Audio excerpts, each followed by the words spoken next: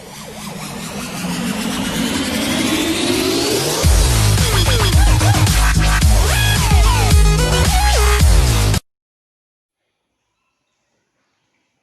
students, in this video we will see what is projectile motion. Okay, our chapter is motion in a plane and our topic is motion, projectile motion.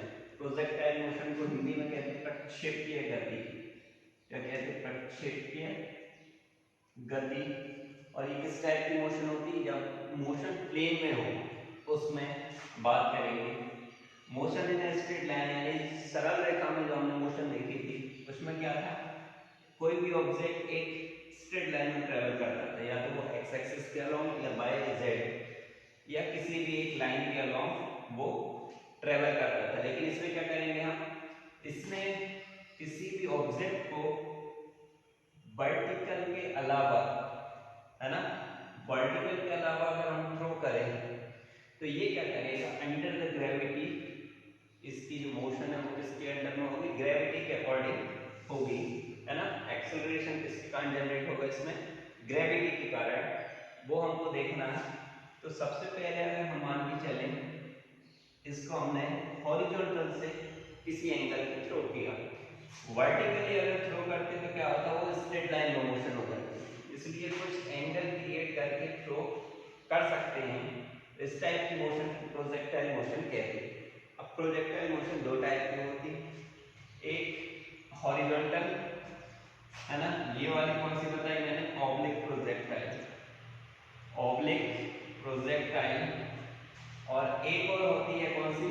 Horizontal projectile, जिसमें किसी ऊंचाई से किसी object को horizontally throw किया जाता है और फाइनली जाके ग्रेविटी के अकॉर्डिंग इस तरीके की पाथ पे ट्रेवल करती है ऑब्जेक्ट। इसको कहते हैं हॉरिजॉन्टल प्रोजेक्टाइल,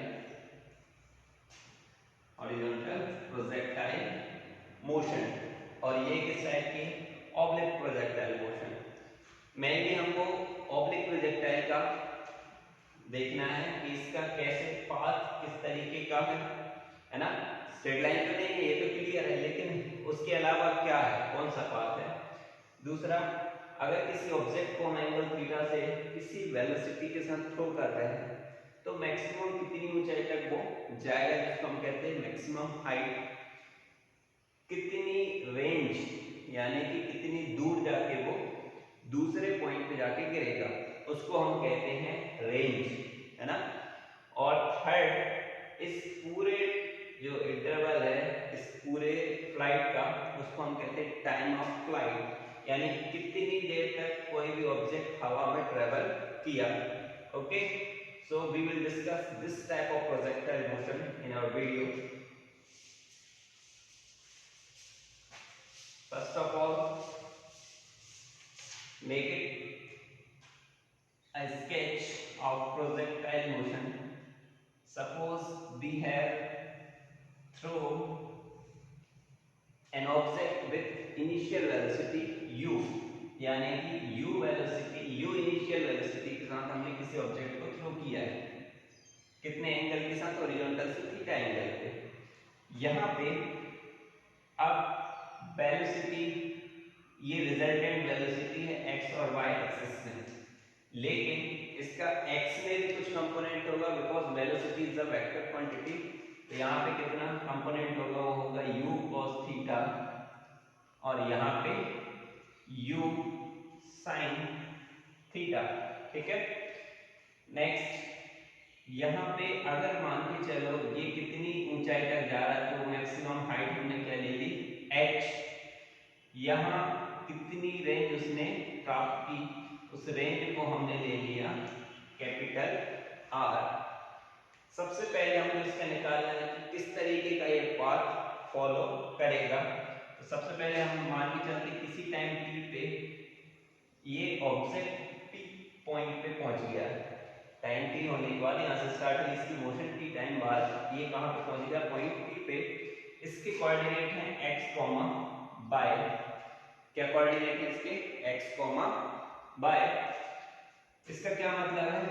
ये दो उसमें मोशन कर रहा है एक्स और वाई एक्सिस में। तो हम अगर एक्स डायरेक्शन में मोशन की बात करें और वाई डायरेक्शन में मोशन की बात करें तो कौन कौन से पैरामीटर एक्स डायरेक्शन के हैं, कौन कौन से वाई के हैं। सबसे पहले अगर हम डिस्प्लेसमेंट देखें एक्स में तो वो कितना हो रहा है स्मॉल एक्स, क्योंकि एक्स कॉमा वाई पी का coordinate position.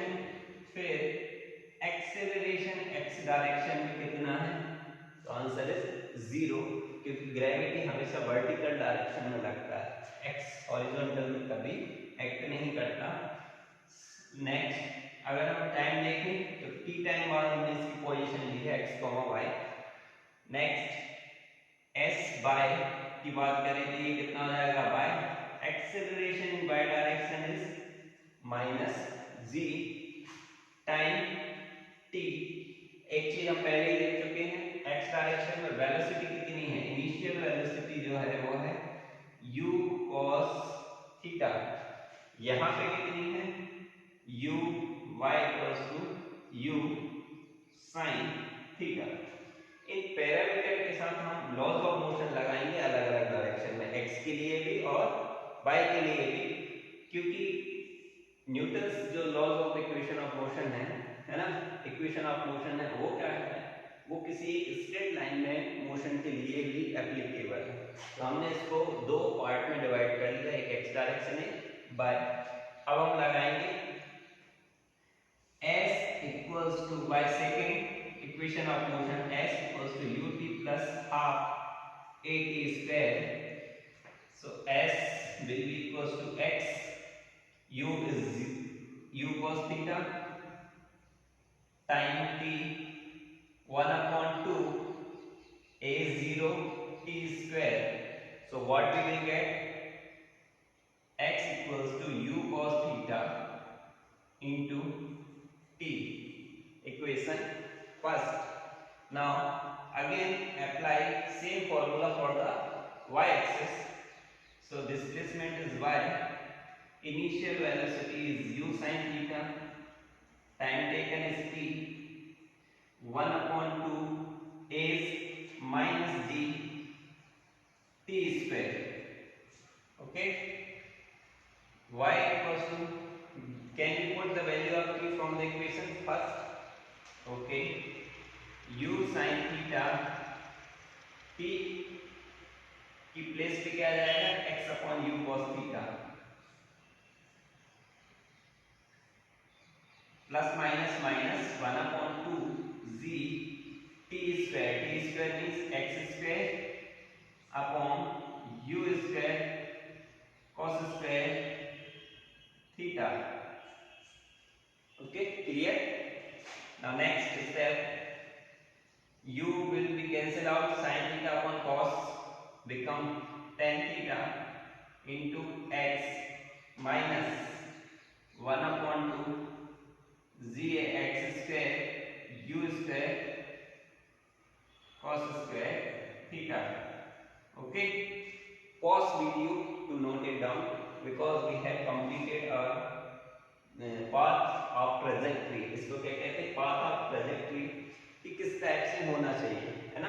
Path of trajectory किस टाइप से है, यहाँ पे बाय लीनियर है, बाय की पावर 1 है, लेकिन यहाँ पे x देखो, x की मैक्सिमम पावर कितनी 2।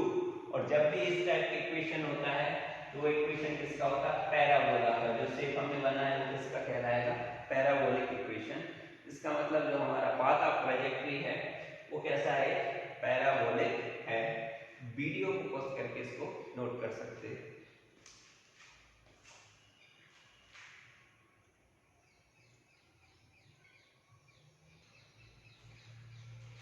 Now we have next two parameter, maximum height and time of flight, है ना। maximum height जो कि हमारी h है वो कितनी होगी। So if we observe that at maximum height, जिस तरीके से एक प्रोजेक्टाइल मोशन की प्रोजेक्ट में जो हमारा ऑब्जेक्ट था वो ट्रेवल किया है, तो यहाँ पे क्या हो रहा है, ये x डायरेक्शन में वेलोसिटी वो है वो चेंज नहीं हुई है ना। बाय डायरेक्शन में क्या हो गई, जाते जाते 0 हो गई, तभी तो यहाँ पे और हाइट नहीं ले पाएगा ऑब्जेक्ट, क्योंकि अगर यहाँ पे y डायरेक्शन वाली वेलोसिटी जीरो नहीं होती तो क्या होता, ये और ऊपर जाता।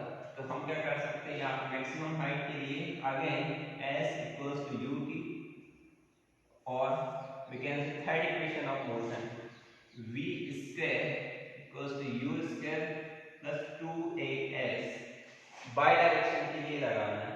y डायरेक्शन में vy कितना हो गया, जीरो। इनिशियल वेलोसिटी हमारी u square sine square theta, initial velocity क्या है u sin थीटा, इसका स्क्वायर कितना आ जाएगा इतना, ये माइनस हो जाएगा और हाइट ट्रांसपोज करो 2gh become u square sin square theta, h will be equals to u square sin square theta upon 2g। ये मैक्सिमम हाइट अटेन करेगा, है ना। नेक्स्ट अगर हम बात करें टाइम ऑफ फ्लाइट, जिसको हम रिप्रेजेंट करते हैं कैपिटल T से, ये कितना होगा टाइम ऑफ फ्लाइट। अगर हम इक्वेशन अप्लाई करें again for the y axis, so s equals to h, और y एक्सिस के लिए कैसे, यहां से यहां तक टाइम पूरा कितना लगा। तो यहाँ पे अगर हम देखें y डायरेक्शन में जो डिस्प्लेसमेंट है वो कितना हो रहा है, जीरो। y डायरेक्शन में डिस्प्लेसमेंट कितना हो रहा है, जीरो, है ना, क्योंकि उसी सेम लेवल पे वो आके गिरा है। तो यहाँ पे कितना लगेंगे, जीरो। u कितना है, u sin theta, time t, okay, -1/g t square transpose 1/2 gt square equals to u sin theta t, है ना। ये और we can say it becomes zero, t common आ जाएगा, t इक्वल्स टू जीरो होगा, या फिर u sin थीटा, एक फैक्टराइज कर लिया हमने इसको, या तो t जीरो होगा जो कि पॉसिबल नहीं है, क्योंकि अगर प्रोजेक्ट गया है ऑब्जेक्ट कहीं तो उसका टाइम ऑफ फ्लाइट जीरो नहीं हो सकता। तो क्या होगा, ये पूरा इक्वेशन जीरो होगा। यहाँ पे अगर हम देखें ये कितना आ जाएगा, t minus g upon 2 minus u sin theta will be equals to zero, gt become 2u sin theta after transposing, so t will be equals to 2u sin theta upon g। ये हमारा time of flight रहेगा इस projectile motion के लिए। Next if we see the range, so it can be calculated by just simple formula of speed or velocity, that is equals to displacement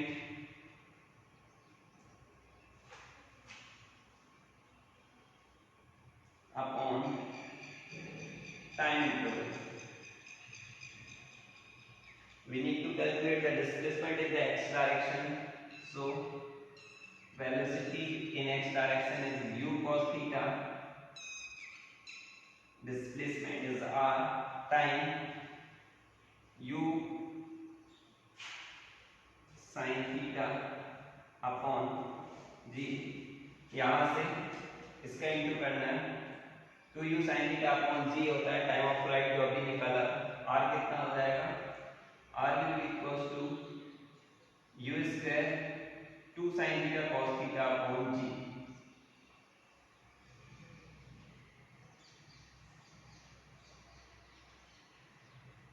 In mathematics 2 sin theta cos theta can be written as sin 2 theta, so r will be equals to u square sin 2 theta upon g।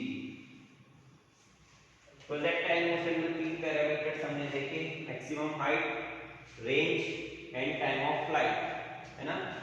और उससे पहले इसका path किस तरीके से है, उन सबको आपको इस वीडियो के थ्रू कवर करना है। Okay, thank you.